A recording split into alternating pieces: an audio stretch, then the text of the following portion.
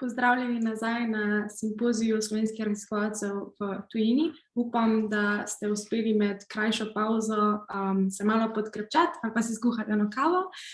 Nadaljujemo pa s panelom Trajnost v umetnosti in oblikovanju. Moderirala bo dr. Almira Sadar, ki ji sedaj predajam besedo. Izvolite. Ja, lepo pozdravljeni. Jaz bi se najprej zahvalila za povabilo, za tole moderiranje na tem simpoziju. Zelo sem bila vesela, predvsem zaradi same teme, o kateri se bomo danes pogovarjali. Tudi se veselim spoznati dr. Heleno Šuštar in Evo Garibaldi. Jano Zornik že poznam. Jaz prihajam iz Naravoslovno-tehniške fakultete, kjer je pač trajnost zadnja leta osnova pri vseh projektih. V bistvu sploh ni več projekta, ne da bi govorili o trajnosti, tako da me zelo veseli, kar boste vi danes povedali. Jaz bi uvedla oziroma predlagala, da začnemo s našo prvo govornico, in sicer s dr. Heleno Šuštar. Helena Šuštar je lastnica podjetja Helena Šuštar TMI in predavateljica na Aalto Open University v Helsinkih. Povezuje raziskovalno delo s pedagoškim delom in projekti z naročniki. V letošnjem letu je odprla to svetovalno podjetje, ki jim svetuje predvsem pri prehodu iz linearnega v trajnostni poslovni model. Pri transformaciji podjetja uporablja oblikovalske principe sistemskega, strateškega, storitvenega in trajnostnega oblikovanja, kar nas bo zelo zanimalo. Poleg tega sodeluje z Aalto University, in sicer njeno pedagoško delo na Aalto University obsega poučevanje dodiplomskih in magistrskih študentov. Jaz bom besedo predala kar dr. Heleni Šuštar, bo še ona najverjetneje predstavila svoje dosedanje študije in pa svoje dosedanje delo. Se pravi, vaša predstavitev oziroma vaše predavanje traja 20 minut, potem bodo pa sledila še vprašanja. Hvala lepa. Najlepša hvala za predstavitev, profesor Almira Sadar. Bom delila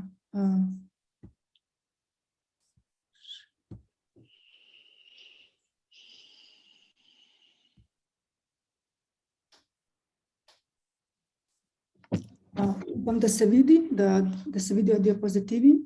Ja. Ja, lep pozdrav in še enkrat hvala profesorici Almiri Sadar za najavo predavanja. Zahvalila bi se pa tudi društvu Vtis za prijazno povabilo in priložnost pokazati in predstaviti moje raziskovalno delo. Danes bom predstavila pilotni projekt, ki je bil izveden v lanskem in pa letošnjem letu, ker smo v okviru spletnega tečaja storitvenega oblikovanja na Aalto Open University analizirali krožne poslovne modele 16 najboljših finskih podjetij. Moje predavanje bo imelo 3 sklope, in sicer na prvem sklopu bom govorila o moji motivaciji za raziskavo, potem kakšno je bilo moje raziskovalno vprašanje, nekaj bom povedala na to o krožnih poslovnih modelih. V drugem sklopu bom govorila, kakšna je bila zasnova raziskave, metodologijo, ki smo jo uporabili, in pa na kratko, kakšen je bil postopek analize podatkov. V zadnjem sklopu pa bom predstavila rezultate, kratko razpravo in pa omejitve, ki smo jih imeli pri raziskavi, in pa načrte za prihodnost. Hofmann trdi, da večina krožnih poslovnih modelov zaradi svoje umestitve v poslovno logiko antropocena omogoča le postopne, ne pa tudi korenitih sprememb. Poslovni storitveni modeli, glede na Takarja, trdi, da lahko zmanjšuje do 90% vpliv na okolje. Vendar pa to še ne moremo zagotovo trditi, zaradi tega, ker je razvoj trajnostnih poslovnih modelov še v nastajanju. Kennedy in Bowken pa ugotavljata, da obstoječi poslovni modeli zahtevajo preoblikovanje ali pa zamenjavo z novimi.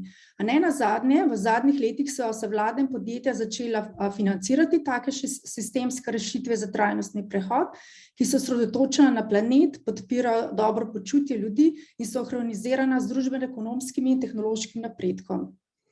Predvsem zanimalo me najbolj, koliko v resnici so trajnostni krožni poslovni modeli finskih podjetij, predvsem pa me je zanimalo z vidika storitvenega oblikovanja. Mogoče se boste spraševali, kako to, da nekoga, ki je praktik in pa raziskovalno usmerjen na področje storitvenega oblikovanja, tudi zanimajo poslovni modeli. Vendar je storitveno oblikovanje neločljivo povezano s poslovnimi modeli. Kajti že od leta 2000 se podjetja spodbuja, da ponovno vrednotijo namen svojih izdelkov storitev z ekonomskega in operativnega stališča ter sledijo trajnostnim ciljem in hkrati ustvarjajo dobiček. V zadnjem času pa je velik poudarek na sistemskih rešitvah, tudi posebej na področju storitvenega oblikovanja. Ekosistemi, še nekaj več povem o ekosistemih. Ekosistemi so sestavljeni iz več lokalnih, regionalnih in globalnih deležnikov, ki vključujejo dinamične, vzajemne in konkurenčne odnose. Hkrati pa si podjetja izmenjujejo podatke, vključujejo komplementarne izdelke in storitve in se konstantno razvijajo, saj kot akterji nenehno definirajo svoje zmogljivosti in odnose med seboj. Verjamem, da so storitve eden izmed osnovnih snovalcev sprememb in vodijo k bolj trajnostni družbi, saj jih uporabljamo vsak dan. Verjamem pa tudi, da je oblikovanje storitev vse bolj pomembno, še posebej pri oblikovanju vrednot same ponudbe. Tukaj lahko pogledamo letalsko industrijo, kjer bodo podjetja morala preoblikovati svoje storitve, da bodo gospodarno sploh lahko poslovala v prihodnosti. Storitveno oblikovanje pa pri tem lahko pomaga s svojimi oblikovalskimi orodji in inovativnimi pristopi. Sedaj pa bi še nekaj povedala o poslovnih modelih. Poslovni model v bistvu opisuje, kako organizacija ustvarja in deli vrednost, potem omogoča ustvarjanje skupnega jezika in razumevanje stanja poslovanja podjetja, poslovnih priložnosti in je zelo dober začetek za načrtovanje rasti in strateškega razvoja podjetja. Nadalje je poslovni model dober okvir, s katerim se ideja spremeni v posel in pojasnjuje, kako podjetje ustvarja kapital z inovativnostjo. In ne nazadnje odraža odnose med elementi, kot so infrastruktura, dobava, potrošniki in denarni tokovi, ki moderirajo poslovno logiko podjetja. Tem osnovnim elementom pa lahko vedno dodamo, na primer, trajnostni razvoj, komunikacijo, poslovne partnerje, ekosistem in pa ko-kreiranje. Na grobo delimo poslovne modele na 3 vrste. Tukaj bi najbolj omenila seveda krožne modele, ki jih pa trenutno v svetovnem gospodarstvu jih je malo več kot 9%. Podjetja s krožnimi poslovnimi modeli predelujejo odpadni material, ki nastane pri produkciji podjetij z linearnimi poslovnimi modeli. Tukaj bi omenila še transformativne poslovne modele, ki imajo v svojem jedru teorijo trajnostnega prehoda in omogočajo kot taki najbolj še sistemske spremembe. Zdaj pa še nekaj o krožnih poslovnih modelih. Krožni poslovni model je vrsta trajnostnega poslovnega modela, ki ustvarja okoljske in ekonomske vrednosti s premikom poslovne logike iz ustvarjanja dobička, iz enkratne prodaje blaga na ustvarjanje dobička iz nenehnega pretoka ponovno uporabnih materialov in izdelkov ter izkoriščanjem vgrajene vrednosti v rabljene izdelke. Tukaj bi rada še omenila 3 značilnosti odgovornih podjetij, in sicer transparentnost, kjer podjetja sledijo tehnološkemu napredku, ki omogoča preglednost, večjo trajnost, učinkovitost in izboljšave. In pa seveda ekosistemske rešitve, ki omogočajo pristop in preseganje tradicionalne meje podjetja z soodvisnostjo podjetja z ostalimi deležniki. Nazadnje pa bi še rada omenila sodelovanje pri inovacijah in partnerstvih za izgradnjo skupnega interesa, ki vodi bolj trajnostne rezultate. Arconen loči v bistvu 5 vrst krožnih poslovnih modelov, pri moji raziskavi pa so imela podjetja 4 vrste krožnih poslovnih modelov. In sicer model za učinkovito rabo virov in recikliranje, ki uporablja odpadke linearnih podjetij in tako zagotavlja surovine za krožne industrije ter zmanjšuje vpliv na planet. Potem naslednji model je bila skupna raba, ki s pomočjo platform distribuira različne izdelke, na primer vozila, prek solastniških mehanizmov. Potem naslednji model je model izdelka kot storitve, ki prodaja storitve, ne pa samih izdelkov, in ta model postaja vse bolj številčen in pa tudi vse bolj pomemben. In nenazadnje bi rada še omenila model za podaljšanje življenjske dobe izdelka s popravilom, vzdrževanjem, nadgradnjo, preprodajo in končno predalavo. Z ohranjanjem vrednosti teh izdelkov, ki nastanejo v industriji dalj časa, in tako se zmanjšuje potreba po novih materialih. Zdaj pa bi še rada povedala, kakšna je bila zasnova raziskave, in sicer raziskavo smo začeli v lanskem letu med aprilom in junijem, potem pa smo nadaljevali v letošnjem letu, in sicer v januarju in pa marcu. V analizi smo pogledali in analizirali podjetja v okviru izobraževalnega procesa 3 spletnih tečajev oblikovanja storitev za profesionalne slušatelje na Alta Open University. Tukaj bi rada še omenila, da je analiza podjetij imela 2 sklopa, in sicer v prvem delu smo zelo podrobno sistematično analizirali krožne poslovne modele, v drugem sklopu pa je sledilo preoblikovanje storitev podjetij v 4-urni virtualni delavnici z uporabo principov storitvenega oblikovanja in 5 krožnih strategij na 3 različnih ravneh, in sicer izdelek storitev, poslovni model in pa storitveni ekosistemi. Na raziskavi smo si pogledali, kot sem že na začetku omenila, 16 finskih podjetij z krožnimi poslovnimi modeli iz 7 različnih industrijskih panog. Med njimi je bil transport, gradbeništvo, obnovljiva energija. Ta podjetja pa sem izbrala iz spletne strani Finskega sklada za inovacije, imenovanega Sitra. Pri raziskavi raziskali smo 6 novoustanovljenih podjetij, 5 malih in 5 srednje velikih podjetij in pa 5 globalnih podjetij. Tukaj sem označila različne poslovne modele z različnimi barvami, in to vam bo pomagalo, ko bom predstavila rezultate raziskave, da boste lažje sledili. Zdaj pa še metodološko. V prvem delu smo uporabili številna orodja, oblikovalska orodja, in sicer s sistemskega oblikovanja, strateškega, storitvenega, potem oblikovanja izkušnje, ustvarjanja vrednosti in pa krožnega oblikovanja. Nekaj teh primerov imate v oklepajih. Uporabili pa smo tudi 2 teoretična modela, in sicer koncept planetarnih meja in pa drugi koncept, ki ga je razvil Philips, in pa ta model, ta koncept v bistvu razdeljuje ekonomske vrednote v različnih ekonomskih sistemih. Tukaj smo mapirali vrednote, poslovne vrednote in pa vrednote kupcev, ki jih ima transformativna ekonomija, na v bistvu poslovne modele teh podjetij. Na desni strani si lahko pogledate primer aplikacije krožnega poslovnega modela pri enem od podjetij. V drugem delu smo na delavnici smo uporabili predlogo imenovano Circularity Deck, ki je bila razvita na TUE Delft in operira s 5 različnimi krožnimi strategijami na 3 različnih ravneh. Te strategije lahko vidite na levi strani zaslona. In so, če jih nekaj naštejem, manjša uporaba materiala in energije, uporaba izdelkov iz kakovostnih materialov dlje časa, potem ponovna uporaba nestrupenih materialov in obnovljive energije in implementacija informacijske tehnologije za doseganje krožnosti, kar je zelo pomembno. Na desni strani ekrana pa lahko vidite te različne ravni, ki so jih uporabili slušatelji na sami delavnici, ko so razvijali nove koncepte storitvenega oblikovanja. Kar se tiče pa podatkov, zbrane podatke sem analizirala s kvalitativno analizo, kjer sem iz besedila izluščila izstopajoče teme in jih podkrepila s trditvami najdemo v besedilu. Te izstopajoče teme sem mapirala na pripadajoče ravni izdelka, storitve, poslovnega modela in ekosistema.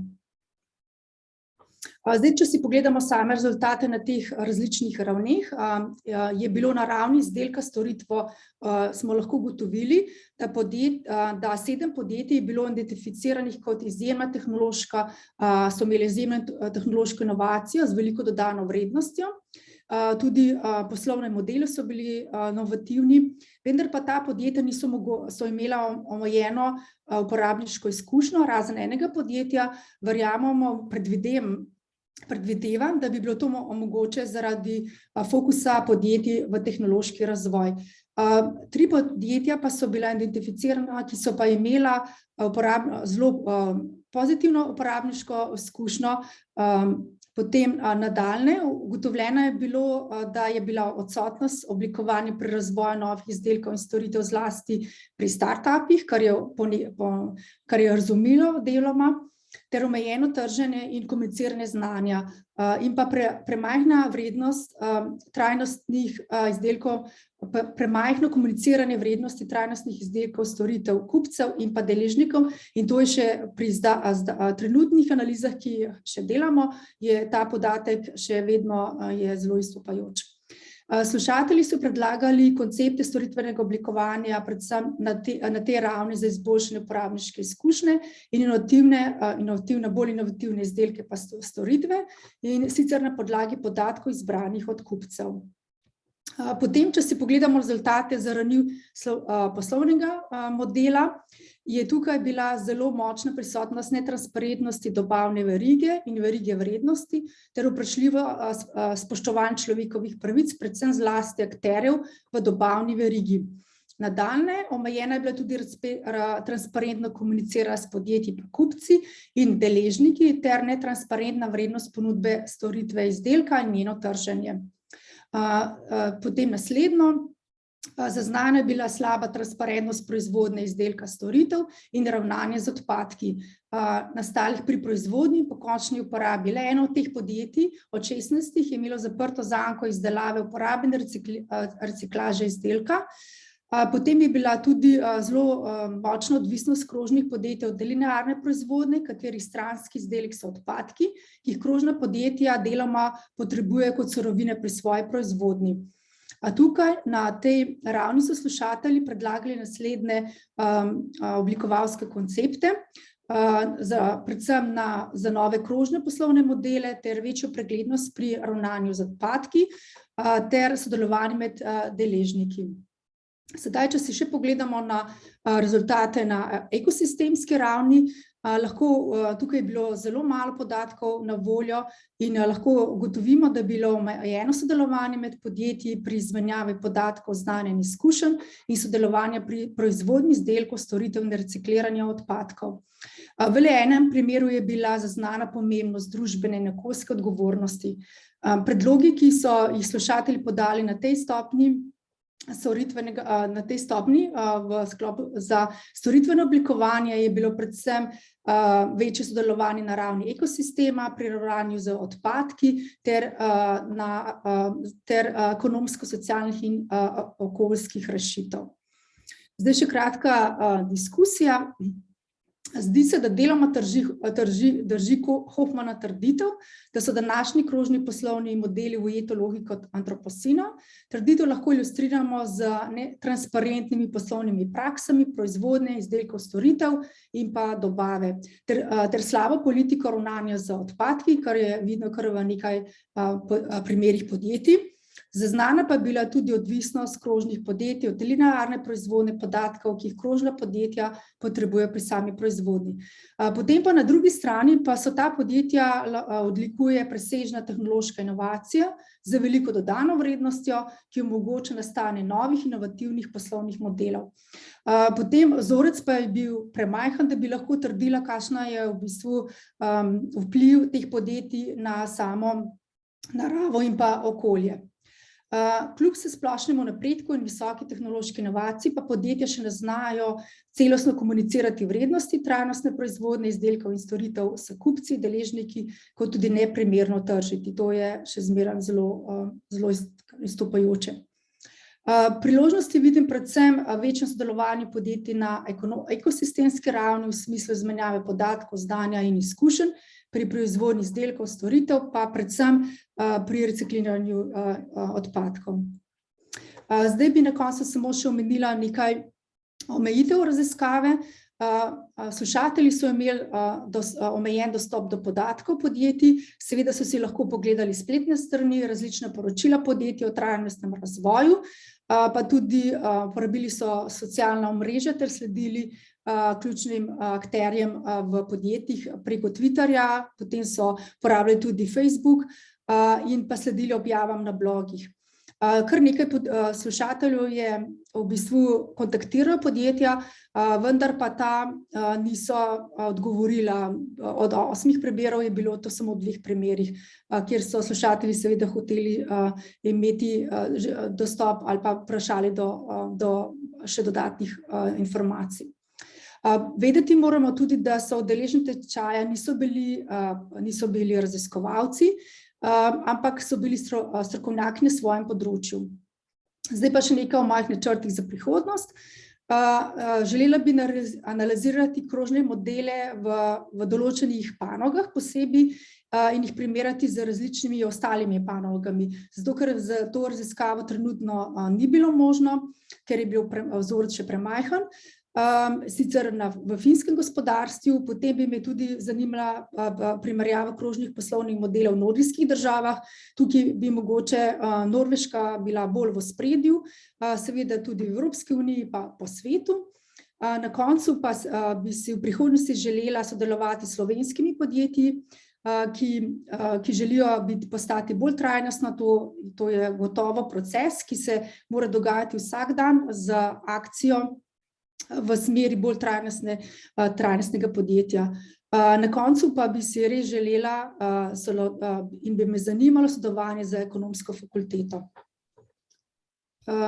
Tukaj je še nekaj referenc z predavanja.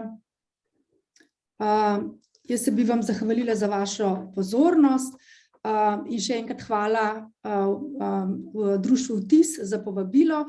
Sedaj pa sem pripravljena odgovoriti še na kakšna morebitna vprašanja. Najlepša hvala za vaše predavanje, tudi ste se zelo lepo držala odmerjenega časa. Zdaj bi pa jaz kar pozvala občinstvo za morebitna vprašanja.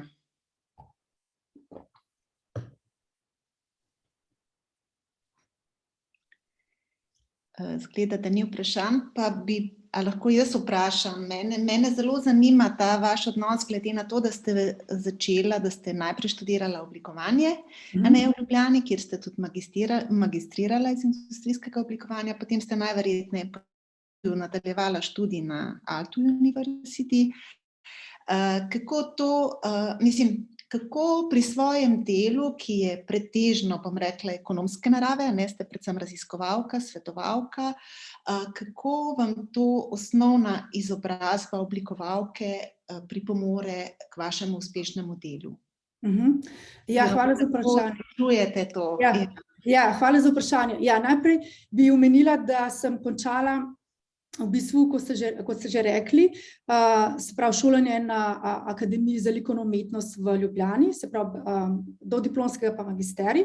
Potem pa sem opravila doktorat v Londonu in sicer na City University London, kjer sem v bistvu bila se pravi, moj doktorat je bil na področju kako, se pravi, interaktivnega oblikovanja, kako vključiti starejše ljudi v oblikovalski proces.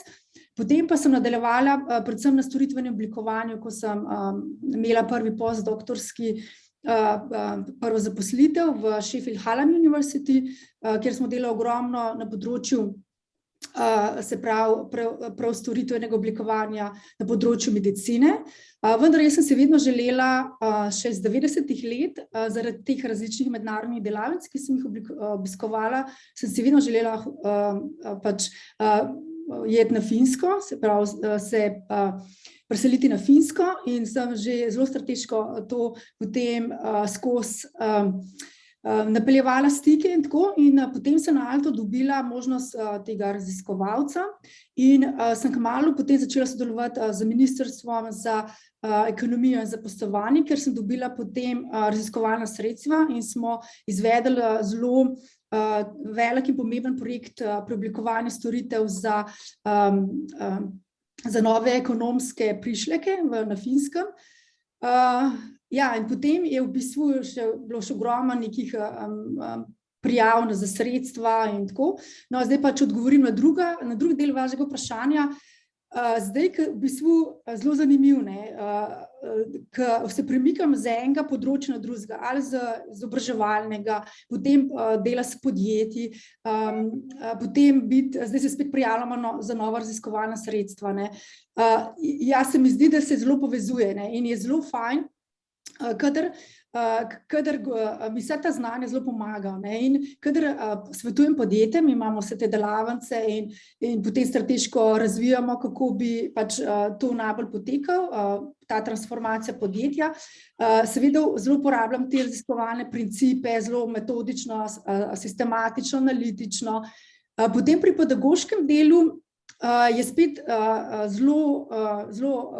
sem zelo priročna, zato ker sem raziskovalec in potem točno vem, kaj se dogaja na področju storitvenega oblikovanja, potem vem, kje so najnovejše usmeritve, trendi, zato smo se tudi v zadnjih 2 letih zelo usmerili na trajnostni razvoj, ker je storitveno oblikovanje tukaj še malo v ozadju.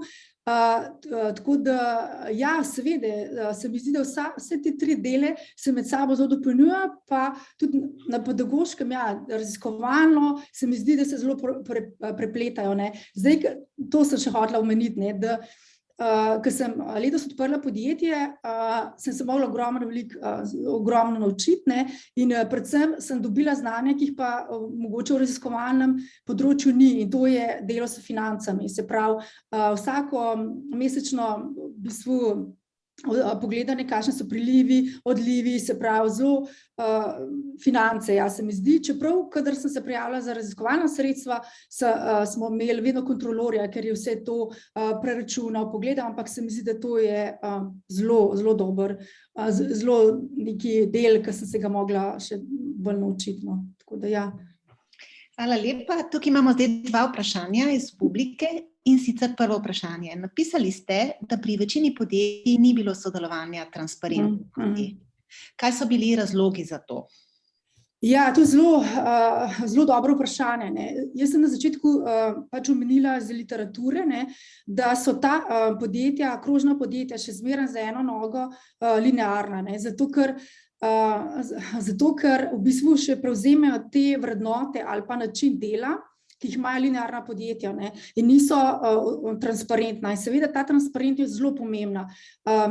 Predvsem stališča, kadar se ta podjetja, ki hočejo biti bolj trajnostna in krožna, prijavljajo za financiranje določenih projektov ali pa dodatna neke na banki, morajo biti ta transparentnost in kar že pač do sedaj delajo, mora biti zelo vidna. Potem nadaljne je zelo pomembna ta transparentnost, predvsem, če večja podjetja hočejo kupiti ta manjša podjetja, se pravi manjša pa srednje velika podjetja, seveda mora biti transparentna poslovanje, potem surovine, ki jih uporabljajo, kakšen je odnos do deležnikov. Zdaj pa ne nazadnje, so kupci. In glede na to, da moji slušatelji so v bistvu tudi kupci, so bili zelo kritični do netransparentnosti same proizvodne, potem tudi reciklaže, to se mi zdi, da je bilo tudi najboljših podjetij, ki so bila res izjemna, na koncu so bilo samo omenjeno, kje se te končni izdelki reciklirajo, ni bilo pa viden, kakšna dejanska ta waste management. Se mi zdi, da je to zelo nujno pomembno. Zaradi tega bi še drži ta trditev, da so ta podjetja deloma še v antropocen, se pravi v linearni proizvodnji, čeprav seveda se premikajo proti da bi bila bolj krožna. Če primerjam s temi transformativnimi poslovnimi modeli, je to popolnoma druga, naslednja stopnja. In teh podjetij s takimi poslovnimi modeli je na svetu ki ima tudi oznako B Corp, 4200 po mojih zadnjih podatkih, in te imajo popolnoma druge vrednote, druge principe. Lahko omenim podjetje Fairphone, in to je, se pravi, če pogledate njihovo spletno stran, so zelo transparentne, tudi kje se pridobivajo surovine, tako da, ja, zelo velike razlike, no. Potem, hvala lepa. Potem imamo še eno vprašanje, ne? In sicer po vaših opazovanjih, kako trajnostna, krožna so slovenska podjetja v primerjavi s Finsko? To je bilo kar pričakovano vprašanje, ne? Imamo kakšne prednosti, slabosti, imamo kakšne primere dobre prakse tudi v Sloveniji? Ja, jaz bi zelo težko odgovorila na to vprašanje, zato ker nimam toliko stika s slovenskimi podjetji, ne, in zato ker že 15 let živim v tujini.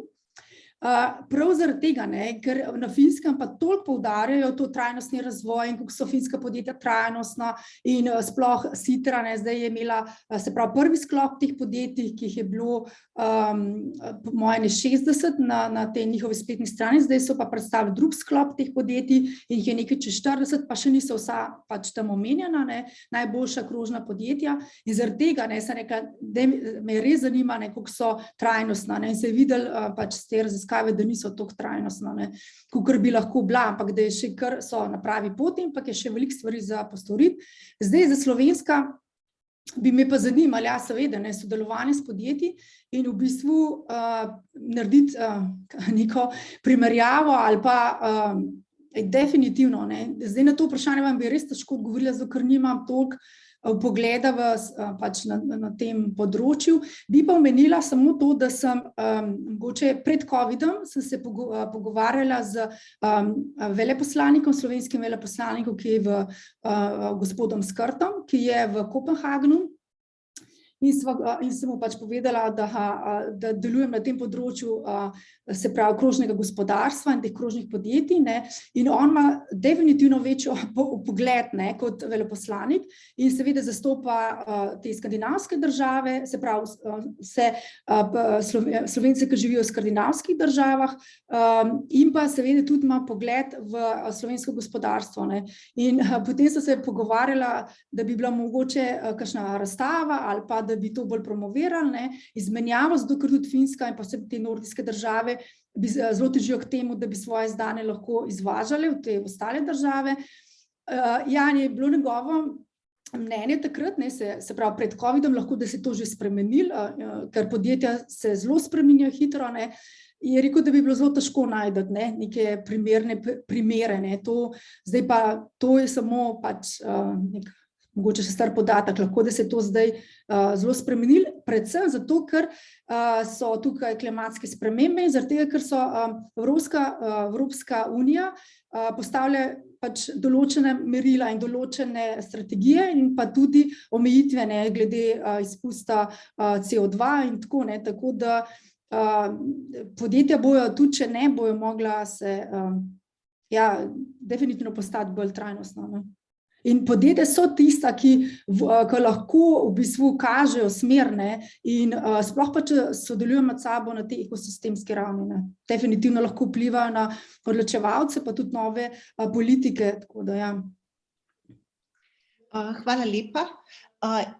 Še eno vprašanje se je pojavilo. Kaj je najbolj pogost razlog oziroma motivacija, da se podjetje prestrukturira in postane trajnostno? Ja, spet zelo dobro vprašanje, ne. Zdaj, nedolgo tega sem sodelovala na, se pravi, okrogli mizi, oziroma sem bila kot poslušalec, in sicer Nordic Circular Economy Group, kjer so imeli različne predstavnike, od board membersov do podjetij, do teh, ki so v bistvu postavljali nove standarde z različnih teh raziskovalnih institucij. In eden od pač teh predstavnikov je bil tudi predstavnik iz podjetja. In je bil sicer z norveškega podjetja. In ko je bil to vprašan, ne, je rekel, prvi dobiček, ne. Se pravi, prvi dobiček. Drugo je to, da ko se ta podjetja, mala in srednje velike podjetja prijavljajo na tenderjih, se pravi na teh razpisih za različne projekte, za posle, je pregledana njihova poslovanje, odnosi z deležniki, potem je pregledano tudi, odkje so surovine in mora biti transparentna. To. Potem pa tretje, kot sem pa že omenila, je pač to, da so lahko kupljena od večjih podjetij in pa seveda tudi potegovanje za sredstva od bank. Drugače pa dobiček. Prvo, kar so pač on omenil, prvo je bilo dobiček in potem pridobivanje posla. Sploh in da to jih potem sili, da so bolj trajnostno. Jaz sem tleke še en diapozitiv, če imamo še toliko časa, ga niti nisem šla prevajati, sem rekla tako, da samo toliko, da pokažem, da pač podjetje, ki se transformira, tukaj je 5 stopenj oziroma 6 stopenj, iz zadnje je ta v bistvu raziskovalec, ki je iz Norveške, je rekel, da je poslovni model, zato ker poslovni model vključuje vse elemente, vendar lahko podjetje še prej naredi marsikaj, se pravi, da od boljše, bolj transparentne dobavne verige, do vrednot, do izdelkov, ki jih izdeluje, in da so ta trajnostna, potem sodeluje na projektih, potem so ta podjetja lahko tudi del, recimo, se pravi, z zunanjimi projekti, zmanjševanja teh CO2 izpustov, tako da ogromno se lahko, in seveda mora to postopno, to je proces, to se ne naredi, to so leta, to je ni tako, ni čez noč. Najlepša hvala. Jaz bi imela tudi še hitro eno vprašanje, sicer teh 4000 pa še nekaj podjetij, ko ste rekli, da je podatek o njih, iz katera področja so zastopana. Mene predvsem zanima, če je kako tekstilno, konfekcijsko podjetje. Jaz sem kar pričakovala to vprašanje, zato ker ste s tekstilnega področja. Zdaj, ta podjetja so v bistvu, ta B Corp certifikat, ki ga dobijo podjetja, so predvsem, ga je zelo težko pridobiti in zaradi tega je na svetu samo pač teh 4200 podjetij. Na Finskem sta recimo samo 2. Potem v Srbiji je 1, sem pogledala. Potem sedaj, če odgovorim na drug del vašega vprašanja, je pa, zdaj bi jaz rekla samo tako iz mojega stališča, ker sem gledala primere teh in primerjala različne te industrije in bi rekla, glede na to, da Finska ima zelo močno tekstilno industrijo, in je šla seveda čez različne pač neka obdobja, ampak glede na inovacij bi ravno rekla, da tekstilna industrija in sploh teh primerov, ki smo jih analizirali, je nekje v prednosti, se pravi, da se povezuje, da so tudi asimetrične povezave zunaj teh tekstilnih podjetij zelo inovativne so, sploh kar se tiče materialov, proizvodne, in zdaj so tudi nedavno tega, pred nekaj tedni, so na Finskem odprli največji pač skladišče, kjer pridobivajo z cele Finske ta second hand oblačila, ki so primerna za predelavo, zaradi tega, da jih lahko potem lažje predelujejo v nove materiale. Tudi zelo imajo dodelane vse te ogromne inovacij, patentov. Je pa še tukaj možnost, da bi se bolj med sabo povezovala, definitivno izmenjavale izkušnje in pa predvsem znanja in pa tudi potem znanje po področju recikliranja tega tekstilnega materiala. Hvala lepa. Zdaj pa jaz mislim, da smo zaključili, da je potekel ta čas 10-minutnih vprašanj. Še enkrat najlepša hvala, upam, da bomo v prihodnosti tudi kaj sodelovali. Predvsem vsem občinstvu, ki si še želijo dodatnih informacij, se lahko obrnete na kanal, link je bil v prijavi, tako da lahko še naprej komunicirate z gospo Heleno Šuštar. Najlepša hvala. Hvala. Jaz bi pa zdaj kar povabila Evo Garibaldi. Eva Garibaldi je naša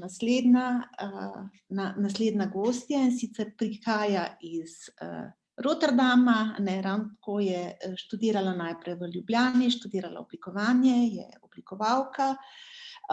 Njeno prakso odlikujeta multidisciplinarnost in kritičnost, predvsem jo zanima okoljska problematika in sicer ta odnos med človekom in naravo. Zelo me zanima, kaj boste povedali, pokazali svoja dela, tako da bom dala kar besedo vam. Hvala lepa. Hvala za besedo in še enkrat hvala Društvu Vtis za povabilo na simpozij, ker lahko predstavim svoje delo. Zdaj bom tudi v bistvu prvič izven magistrskega študija predstavila svoj magistrski projekt, tako da bom kar začela.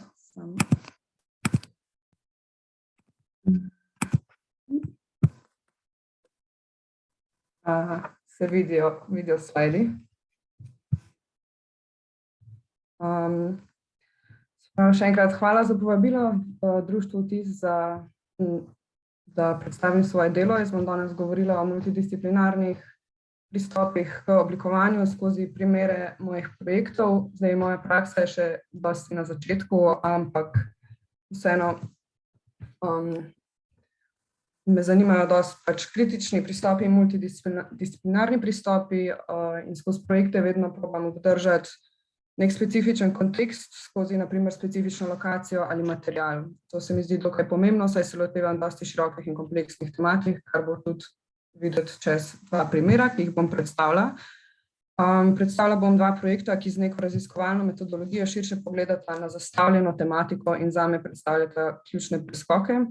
In sicer Papir plus bioplastika, projekt, ki sem ga začela razvijati v letu 2019 v Sloveniji, ter magistrski projekt The Unstable Ground, ki raziskuje nestabilne pokrajine, kot so močvirja, obale, kot prostore za destabilizacijo razumevanja pokrajin kot stabilnih entitet skozi kontekst klimatske krize.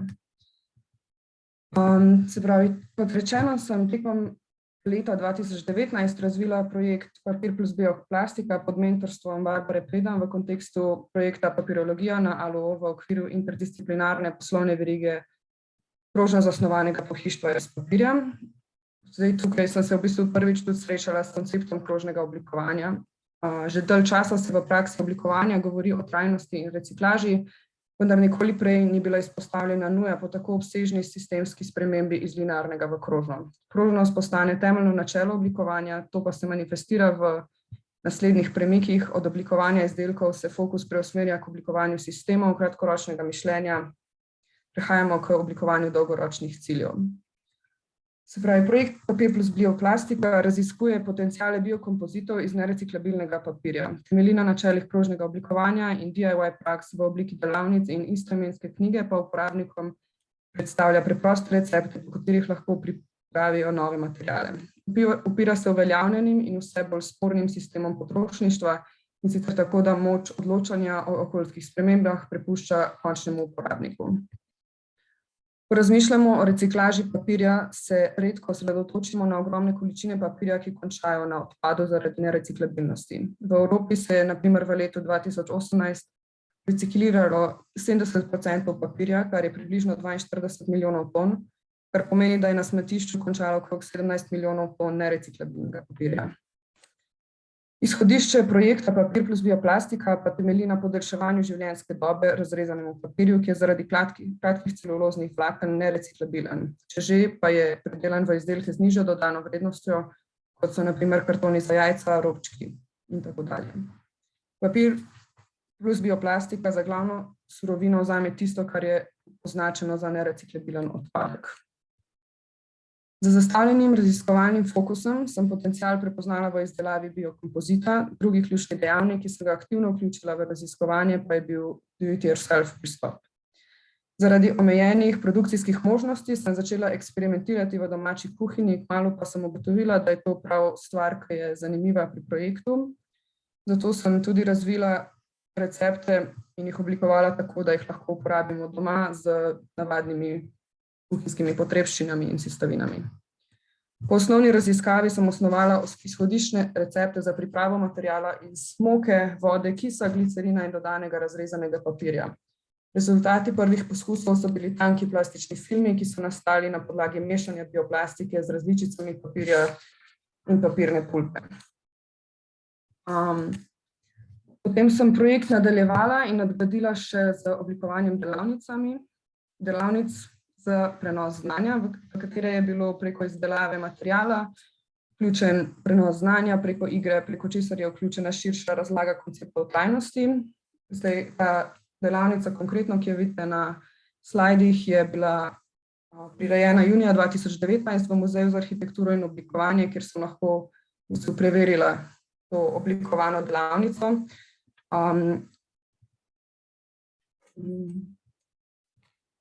Zdaj pa še v bistvu konec oziroma postanek tega projekta, ker se mi zdi, da se v bistvu še vedno počasi razvija.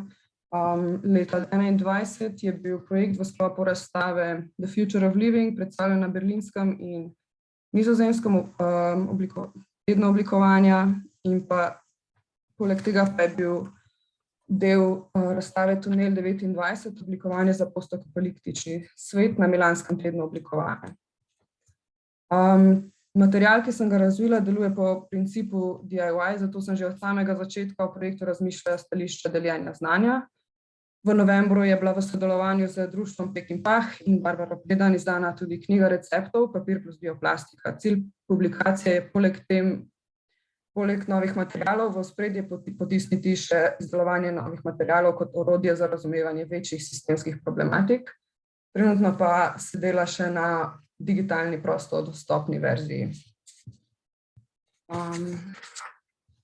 Zdaj pa bom prešla še na drug projekt, ki ga bom predstavila, ki je v nasprotju z prejšnjim malo bolj raziskovalne narave in gre sicer za magistrski projekt, ki sem ga razvila v Rotterdamu, ker je v bistvu tudi študij nekako bolj raziskovalen in multidisciplinaren.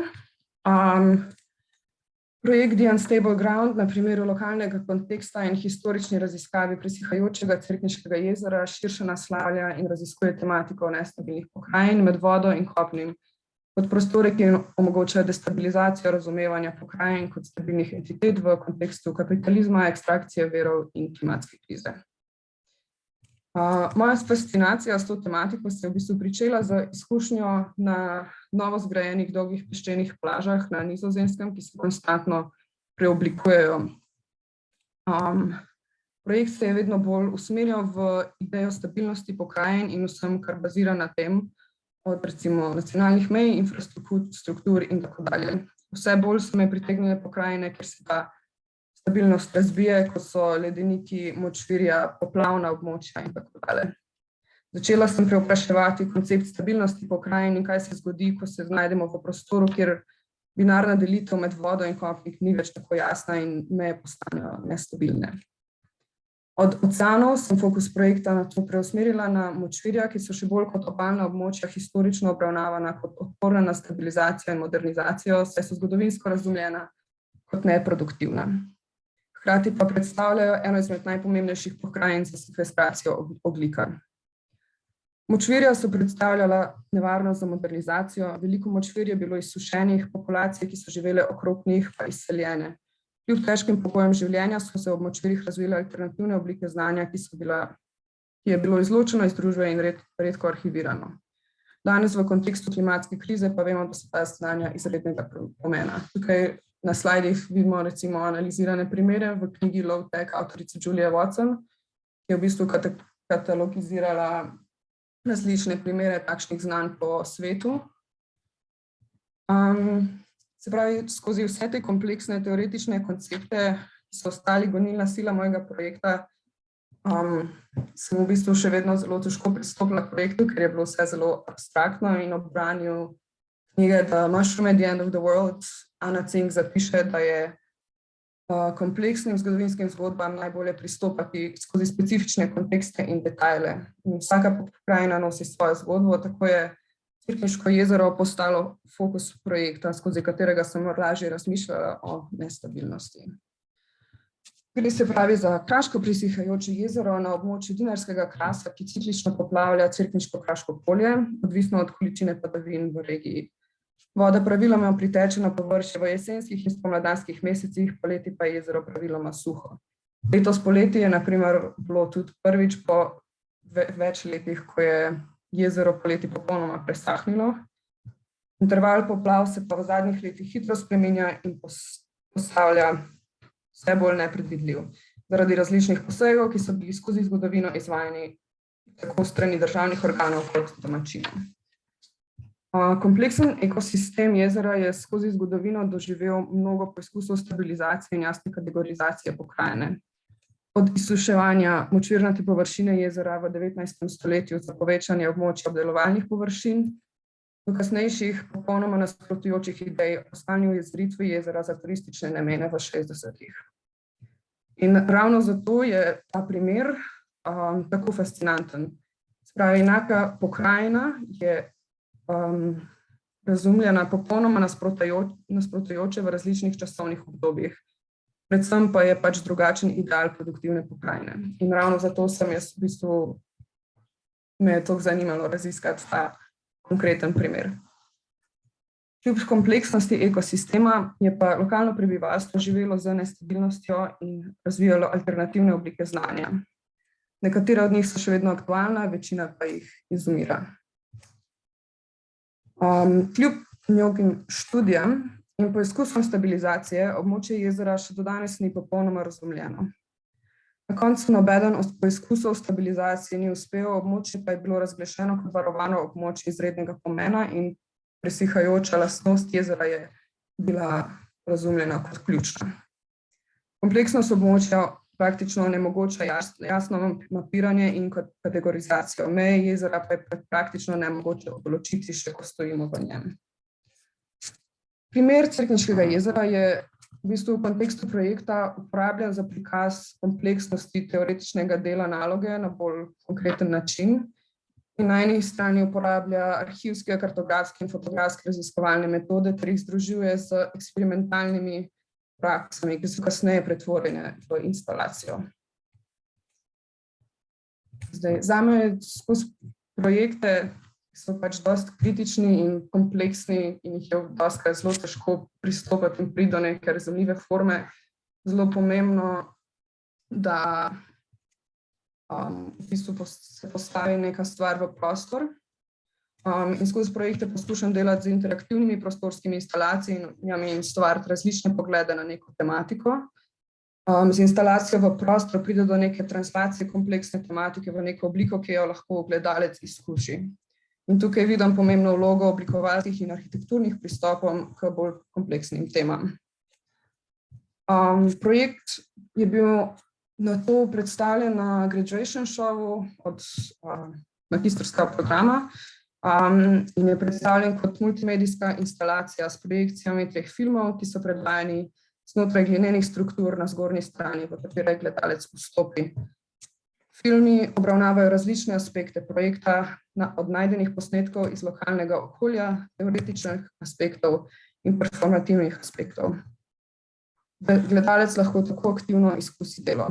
Poleg tega je predstavljena še knjiga in arhiv materialov iz lokalnega okolja in instalacija tako na nek način postane neko orodje za nek storytelling. Kot tak v bistvu projekt pade nekam vmes med oblikovanje, teorijo, research in umetnost in nekako zabriše disciplinarne meje, kar se mi zdi, da je za mojo prakso ključno. Projekt ne želi zgolj razviti binarnega razumevanja med vodo in kopnem, ampak ima širše implikacije, ki zavračajo jasno kategorizacijo. V tem kontekstu multidisciplinarnosti vidim tudi nadaljevanje svoje prakse in zanimajo me v bistvu predvsem pristopi, ki na problematike gledajo kritično in ne nujno predlagajo rešitve. Verjamem, da se skozi takšen pristop v kontekstu oblikovanja lahko naslovi družbene problematike in metodologije oblikovanja uporabi za razumevanje le-teh. Zdaj res je, da gre za dosti novo in precej prekarno polje, vendar znotraj tega vidim ogromno priložnost, tako v bistvu oblikovalec ali umetnik postane katalizator za multidisciplinarna sodelovanja, iz katerih na nov način oblikuje zgodbe. Primer tega so recimo Duo Forma Fantasma, Cooking Sections, novo ustanovljen magistrski program Geodesign na Design Academy Eindhoven. In v bistvu se mi zdi, da vloga oblikovalca se intenzivno spreminja in pretekle meje polja oblikovanja postajajo vedno bolj zabrisane. Oblikovalci se intenzivno vključujemo v proces raziskovanja politike ekologije, dekolonizacije prihodnosti. Ključni funkciji oblikovanja sta povezovanje različnih disciplin in zmožnost obravnave kompleksnih problemov z različnih zornih kotov. Oblikovanje v svojem bistvu postaja sodelovanje in deljenje znanja. Ravno zaradi izjemne transformativne zmožnosti oblikovanja pa se moramo še toliko bolj zavedati svoje odgovornosti do sveta in sveta, v katerem bomo živeli. V prihodnosti si jaz tudi v bistvu želim nadaljevati v tej smeri in svojo prakso razvijati naprej v multidisciplinarnih research projektih. Seveda pa v bistvu iščem tudi priložnosti, da bi lahko pač moj magistrski projekt tudi predstavila v slovenskem kontekstu, ker pač izhaja iz tega lokalnega okolja. Hvala. Eva, najlepša hvala, zelo zanimiva predstavitev. Jaz bom zdaj prosila za vprašanja, med tem časom vam pa spet jaz postavila eno vprašanje. Sigurno bi bilo super, če bi to lahko videli v Sloveniji ali v Mautu ali v lokalnem okolju. Se mi zdi tudi ta način te interdisciplinarnosti, kjer pač povezujete ta različna znanja, oblikovanje, umetnost, geografija, urbanizem, ne vem, zelo zanimivo, tudi sem prepričana, da so ti študiji uspešni, ki to povezujejo.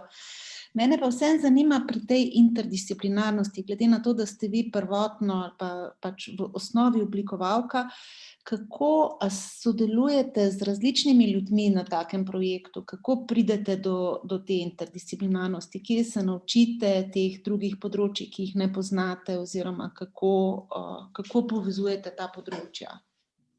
Ja, to je zelo dobro vprašanje. Se mi zdi, da je to v bistvu najtežja stvar pri takšnih projektih, ker moraš nekako kot oblikovalec, ki ima neka znanja, poskušati pristopati in sodelovati z ljudmi, ki imajo popolnoma različna znanja.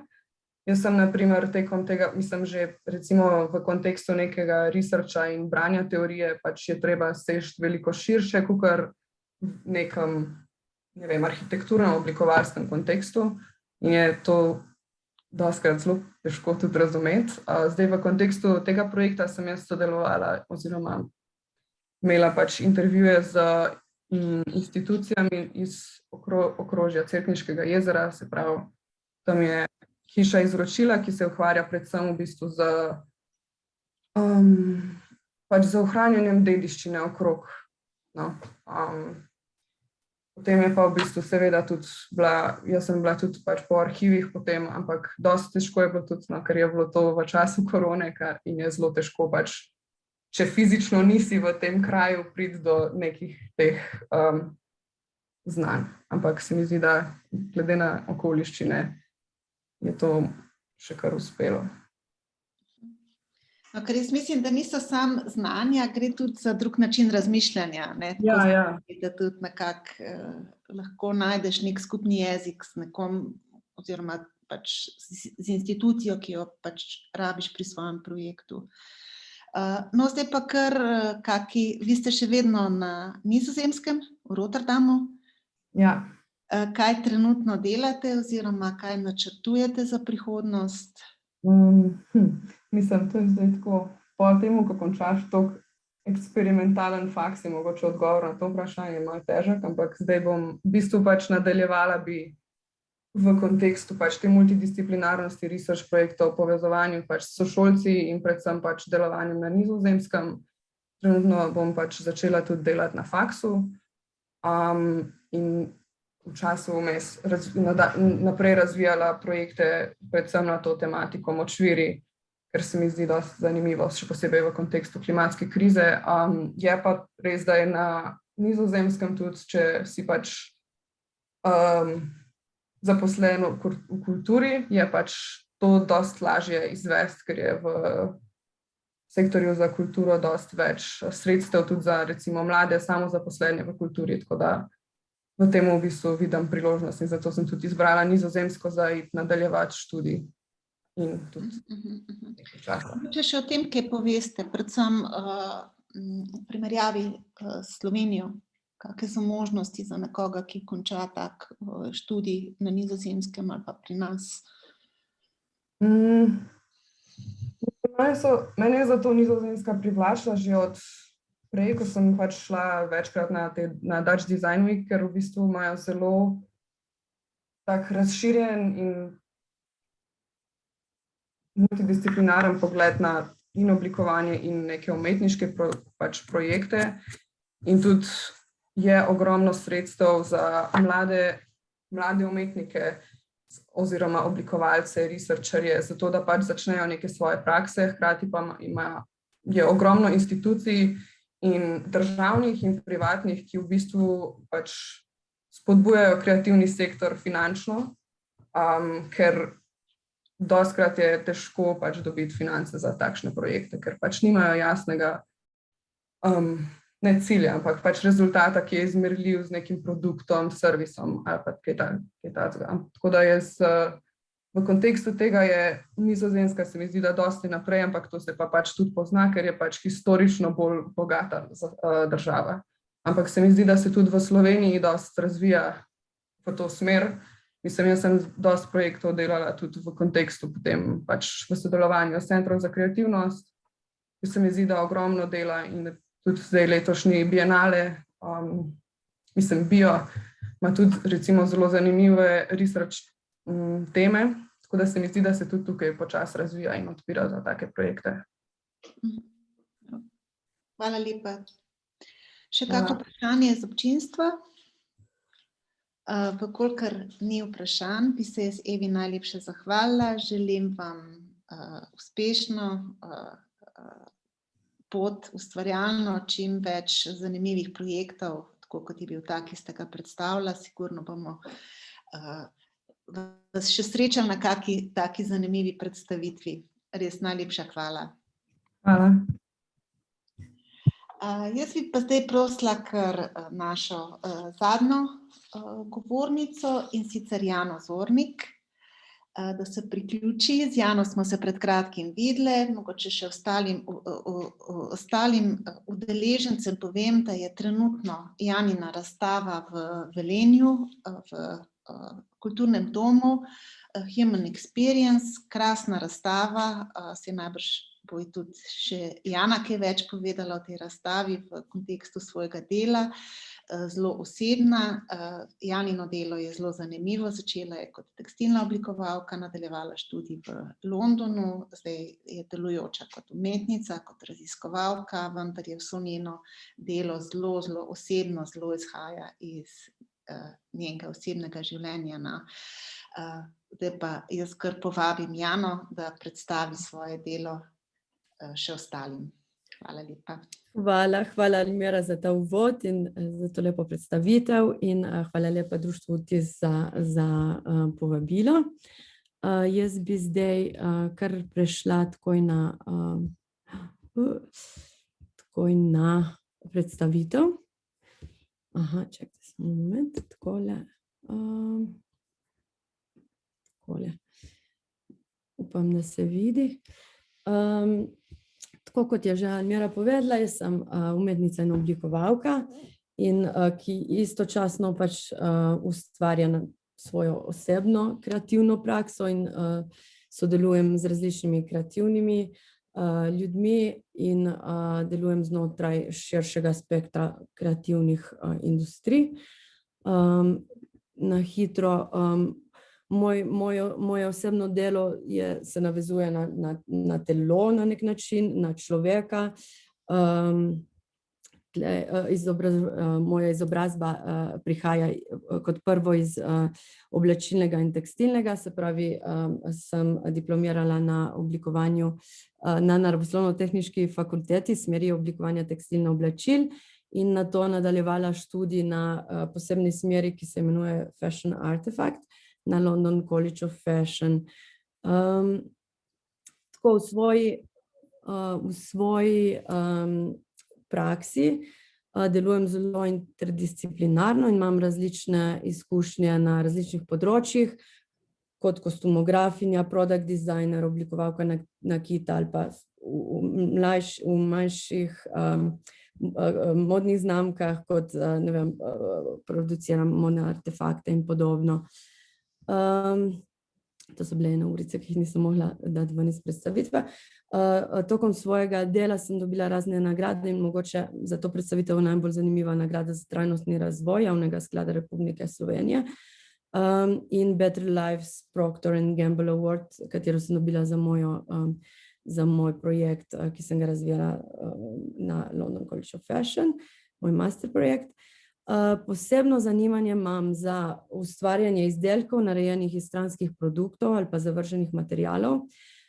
Podjetij, ki lahko služijo kot paradni izdelki za podjetja, vsebujejo in posredujejo sporočilnost teh podjetij. To sem nekako uvrstila v današnji tudi tale pogovor. Na nekaj takih primerov sodelovanja s podjetji mogoče lahko zasledimo v mojih delih, ki so bile narejena za International Talent Support v okviru za podjetje Swatch, ki je dobilo nagrado It's Swatch. Sodelovala sem tudi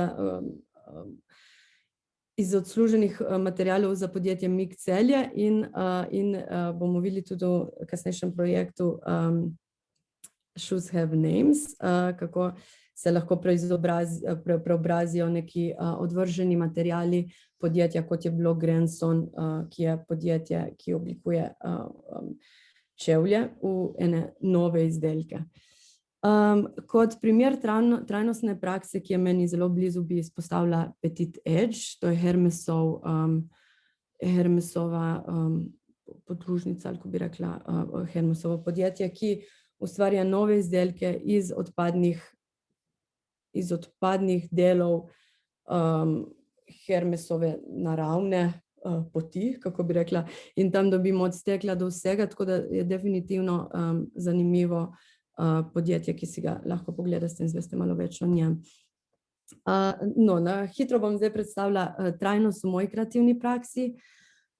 Načeloma bi rekla, da se trajnost kaže skozi pač reciklažo različnih materialov in neko novo namembnost, ki jo dobim v produktih ali v zavrženih produktih ali pa v produktih samih iz našega vsakdana in pa skozi neko sporočilnost in naslavljanje pomembnih tem ali pa širjenje neke pozitivne misli. Dosti je neke imaginacije in preobrazbe, ko se en predmet lahko spremeni v nekaj drugega. Začela bom s projektom Object for Self-Reflection, ki je bil narejen tokom International Talent Support. Se pravi, za njih smo mogli narediti iz poslanih materialov, se pravi Swatchevih, kot vidimo tle na desni, recimo embalaže in njihovih ur in očal, ki so nam jih poslali na dom, smo mogli ustvariti en nov izdelek. In jaz sem si nekako takrat izbrala tele embalaže in očala in jih preobrazila s pomočjo leče in ogledala sem preobrazila ta material v Object for Self-Reflection, ki je nek objekt, ki služi, da si vzamemo čas za sebe, pogledamo v ta objekt in zazremo v povečavo v svoje oko, ki nas zre nazaj s povečanimi očmi in nekako vzpostavi ta dialog s samim sabo in vzpostavi tudi nek čas, ki si ga lahko vzamemo sami sabo. V okviru tega projekta je bilo treba se pač poigrati z določenimi stvarmi, kot so recimo transparenca, barvitost, movement. Naj bi to postala nek engaging experience, se opravičujem za vse te angleške besede, sem malo med svetovi, se mi zdi. In tako nekako se mi zdi, da sem lepo zaobjela vse te njihove direktive v ta nov objekt. Tukaj lahko vidimo, kako recimo funkcionira. Se pravi, njega pokukaš in nekako tvoje oko zre nazaj vate. Ja, to je bil eden od primerov. Drug primer je bil, katerega sem bila del, je ta izkušnja z Shelterjem in z kuratorko Jo Cobb. Shelter in Jo Cobb sta povabila 10 oblikovalcev umetnikov, da se pridružijo eni zelo lepi zgodbi, in sicer naj še kot prvo povem, da je Shelter taka dobrodelna organizacija, ki v UK-ju funkcionira kot organizacija, ki skrbi za brezdomce, za brezdomstvo, išče rešitve, kako pač pomagati ljudem v kriznih situacijah. No, in vsak od nas, od teh 10 povabljenih, je bil kako bi rekla, pariran oziroma je sodeloval z enim izmed oseb, katerim je Shelter pomagala tokom svojega obstajanja, in vsak od nas je pol na temo skupaj s to osebo in z njeno zgodbo ustvaril en nov predmet, ki je bil pol razstavljen tokom London Craft Weeka. In jaz sem si tokom tega projekta sem raziskovala nekako odpadni material v trgovini za čevlje in opazovala, kaj se v trgovini za čevlje dogaja in kakšni so tej tihi in nevidni nekako elementi te industrije. In dosti je bilo zavrženih škatelj, dosti je bilo takih res nekih scen, ko vidimo ta na levi, kjer imaš občutek, da nekaj je, pa ni. Tako da sem tudi z obiskom tele northamptonske industrije, kjer oblikujejo čevlje za Granson, sem nekako poizvedovala, kaj vse se dogaja za izdelkom, in nekako prišla do teh negativnih zapisov čevljev, ki so bili v koših za smeti vseh teh izdelovalcev čevljev in teh pet. In nekako me je povleklo noter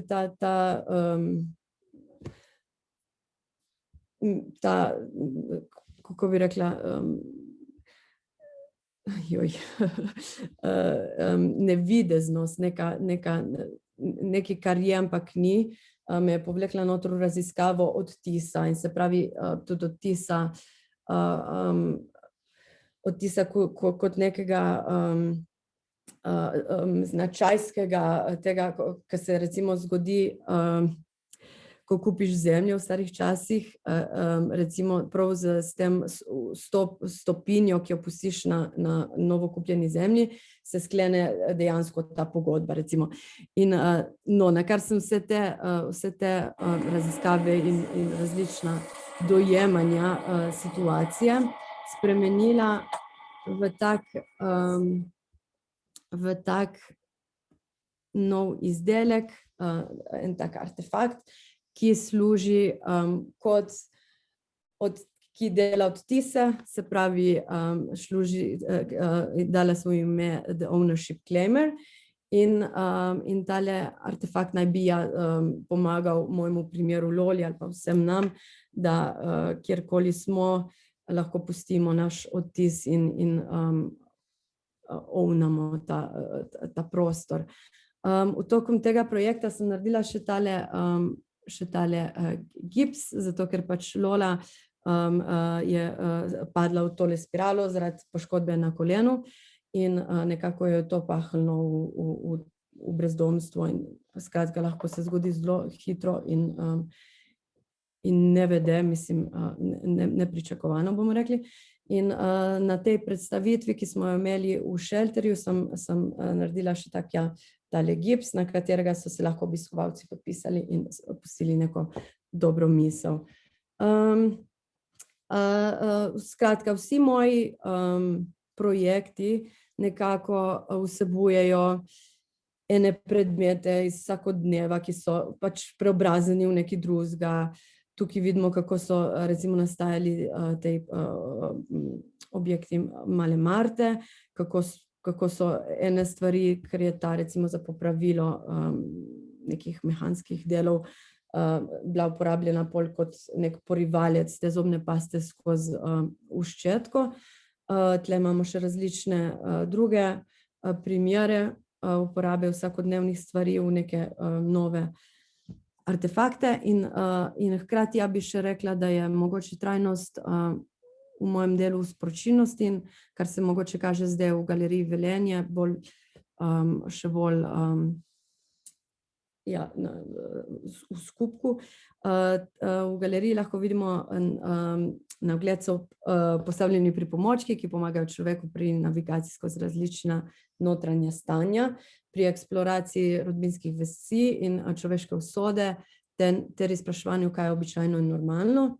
In recimo imamo tako malo kliniko za revitalizacijo miselnih aktivnosti in imamo tale panel, špansko steno, ki služi ne več kot stena, ki načeloma stena, ki je zid, ki nekako separira v tem primeru. Ta stena je narejena iz odbojnih stekel, v katerem vidimo sebe in odstev in drugega na drugi strani, se pravi, je narejena iz takih odbojnih stekel in nekako združuje. Tukaj imamo še en ta projekt, en predmet Inside Out, je spet narejen že iz obstoječega rastlinjaka, v katerega se uležeš in iz dihanja, z mojega dihanja se ustvari taka zvočna kulisa, če jo slišite zdaj, ki ponazarja polmorske valove, se pravi vse to predihavanje, dihanje in stiske in vse se pol preobrazi v nek ta bolj meditativen prostor.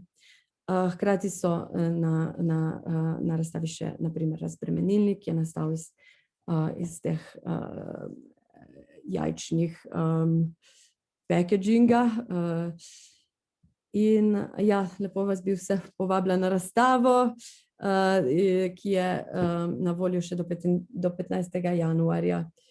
In ja, kar bi si želela, je sodelovanje s slovenskimi podjetji prav v tem smislu, kakor sem ga predstavila, se pravi ustvarjanje nekih novih izdelkov skozi njihove stranske produkte.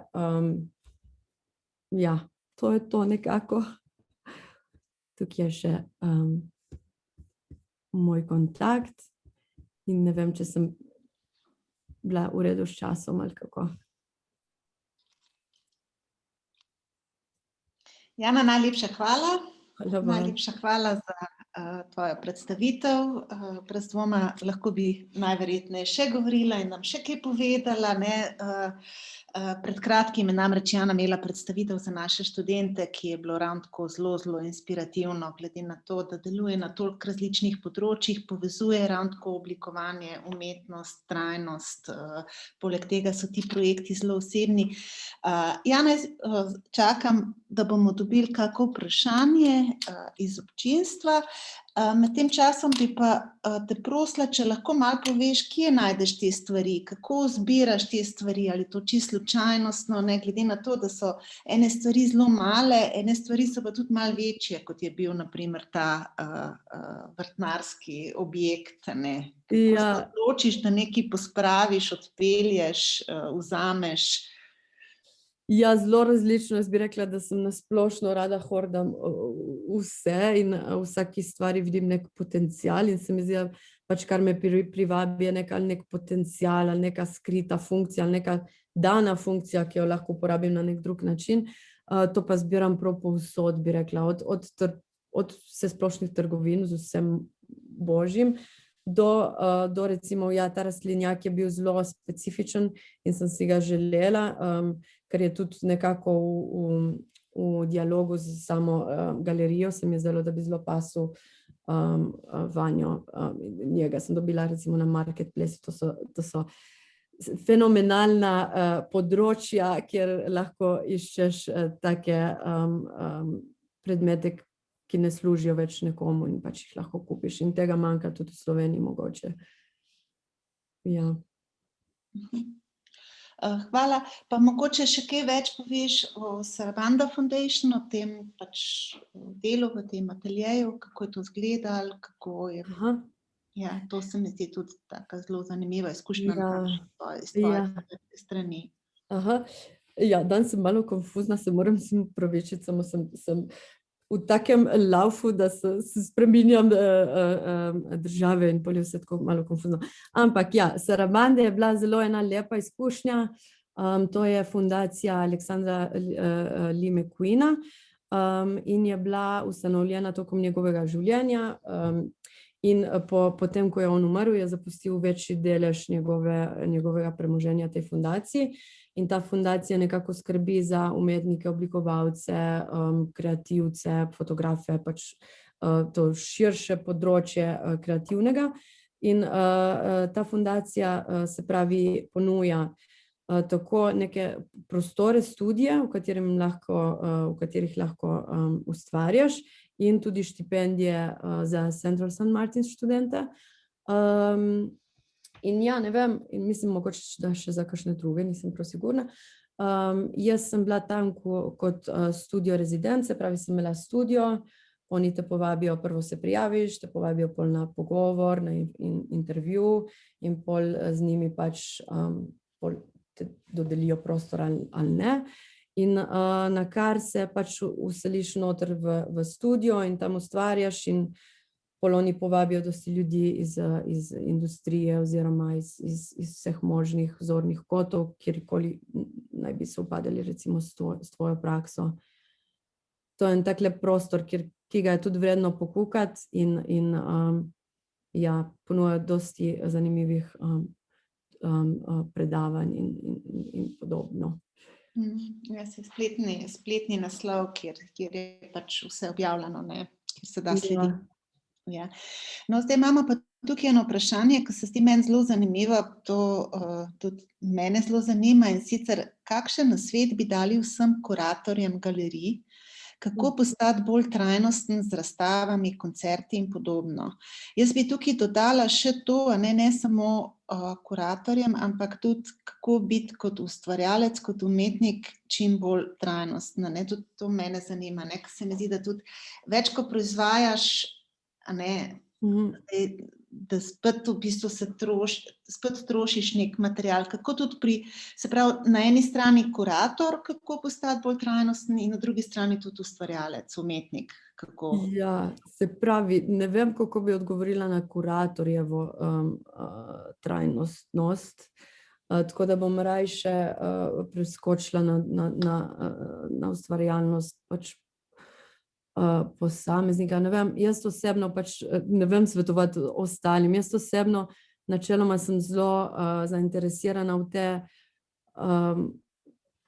te že obstoječe stvari. Se pravi, ne toliko, kot je Eva predstavljala, ustvarjanje nekih novih materialov, ampak kako te stvari, ki že obstajajo, in materiali, ki že obstajajo, nekako jim ustvariti neko novo zgodbo. In za kar se mi tudi zdi zelo lep primer ta Petit Edge, ki je sicer bolj oblikovalski, ampak se mi zdi ena taka lep primer, kako lahko, ne vem, od črepin do odrezkov, krojnih delov, lahko narediš neko novo zgodbo, ki jo pol lahko prodaš naprej. In isto se mi zdi z mojo prakso, oziroma ne vem, mogoče še s kakšno ostalih, kako bi lahko, ne vem, različne odpadne materiale različnih podjetij spremenila v neko skulpturo ali v nekaj, kar bi lahko njim, ne vem, nekako predstavljala neke vrednote, ki bi jih radi posredovali na nek drugačen način. Ne vem, če sem prav dobro odgovorila na vprašanje. Ja, seveda, absolutno. Sigurno na eni strani je strašno veliko odpadkov ali pa odpadnega materiala, ki ga lahko na primer ti vidiš kot nek začetek svojega dela ali pa svojega projekta, ki je lahko zelo ustvarjalni. Drug način razmišljanja je, kot na primer pri delu Eve, ti izhajaš iz teh odpadkov, nekdo pa začne pri materialu, ki ga ustvarja. Čeprav zanimivo bi bilo Pardon. Zanimivo bi bilo prav tej, jaz ne vem, kar sem si že dolgo želela in sem se tudi pogovarjala s Procter & Gamble, ki so mi dali tale Better Awards nagrado. Sem začela z njimi prav ta dialog, pol se ni šlo naprej, ampak da bi šla obiskati njihovo proizvodnjo in videla, kaj obstaja okoli te proizvodnje, kaj so te ostanki, s katerimi bi lahko pol naredila nekaj. In isto bi rekla, ko smo obiskovali Swatchovo proizvodnjo, je bila prva stvar, ki sem jo jaz videla, so bili tej produkti na tleh, ki so tej polprodukti ali neki, ne zavrženi, ampak ja, B-products. In s tem bi jaz ful rada delala, to bi me ful zanimalo, recimo. Ne samo zavrženi kot smeti, ampak prav. Odpadki, ja. No, tukaj se mi zdi, se najverjetneje poznaš to zgodbo o teh brother kompanijah, oblikovalcev, brazilskih oblikovalcev, ki delata v glavnem za pohištveno industrijo, ne, ki so jih povabili v eno pohištveno tovarno v Braziliji in so jim kazali procese, materiale, kaj vse imajo, ker so jih pač prosili, če bi lahko za njih eno linijo oblikovala. No, dva sta se strašansko dolgočasila na tem ogledu, potem so pa stopili na pavzo, ne vem, na cigaretno dvorišče, kjer sta zagledala en tisti kontejner teh velikih odpadkov in sta potem iz tega naredila eno krasno kolekcijo pohištveno. No, tako se mi zdi, ne, da način nekdo vidi odpadke. Sicer to je bilo pred 10 leti, ko se še o tem ni toliko govorilo, ne, zdaj se tega pač na vsakem koraku veliko bolj zavedamo. Ampak jaz mislim, da je šlo tukaj mene tukaj bolj zanima to vprašanje, ne, koliko sploh proizvajati, ali pa ne, tukaj tudi kuratorji galerije, ne, če zdaj gledamo z našimi očmi, ne vem, produkcijo nekih umetnikov izpred 10, 20, ne vem, tudi Picassova produkcija, ko vemo, da je bila enormno velika, a je to sploh trajnostno, ne, da to proizvajaš? Ja, mislim, da ja, človek že sam po sebi, ne, taki, ko smo, nismo zelo trajnostni. Ja, se strinjam, ne vem, hkrati, ja, mislim, da je trajnostno, če nekaj obstaja in da nekako ne zavržemo, tako kot to vidimo, ima neko trajnostno noto. Se pravi, če se ustavimo, da stvar zremo in da neki stvaritvi, predmetu, nečemu, karkoli ustvarjamo, ko ustvarjamo ne samo predmete in vse, neki misli, vse, da se ustavimo in namenimo nek čas, neko pozornost, da jo ne konzumiramo tako zelo na hitro, se mi zdi, da je to tudi predstavljeno neko trajnost. Se pravi, ne vem, Picasso bil... To se mi zdi, da obstaja ali pa da je tudi možnost predvideti, da lahko tudi to še upciklira, da se lahko upciklira ali pa reciklira, ko služi več svojemu namenu. Tudi upajmo, da noben ne bo Picasso ta recikliral, ampak...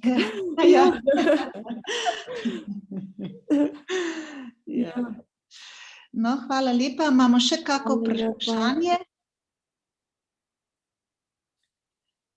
Zgleda, da bomo tukaj končali. Mislim, da smo tudi čist pravilno, kar se tiče ure, da smo se držali vseh predvidenih časovnih okvirov, tako da jaz bi se še enkrat najlepše zahvalila dr. Heleni Šuštar, Evi Garibaldi in pa Jani Zornik. Vse udeležence bi povabila še enkrat na kanal, katerega link je v sami prijavi na to Zoom prezentacijo, kjer lahko še nadalje komunicirate z vsemi tremi udeleženkami tega simpozija. Še enkrat bi se zahvalila pač organizatorjem za to zanimivo predstavitev in bi s tem zaključila ta panel Trajnost v umetnosti in oblikovanju. Hvala lepa. Hvala lepa vsem panelistom za čudovite govore, kakor tudi moderatorki za odlično vodenje panela.